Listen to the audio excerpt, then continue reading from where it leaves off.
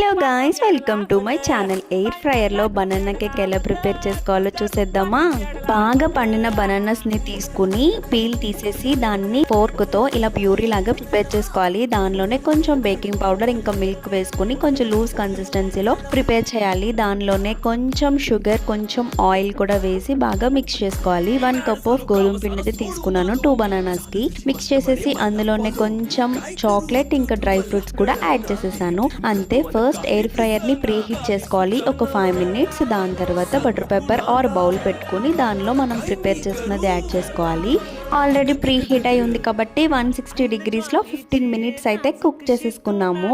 మరీ ప్లఫీగా అయితే రాలేదు, కానీ ఓకే, కొంచెం తినేలాగే అయితే వచ్చిందనమాట. అంతే, ఇంక తీసేసి మంచిగా కట్ చేసేసుకుని తినేసాము. అవి క్లిప్ అయితే మిస్ అయింది యాక్చువల్లీ. మధ్యలో చాక్లెట్ వేసాం కదా, తింటుంటే చాలా బాగుంది.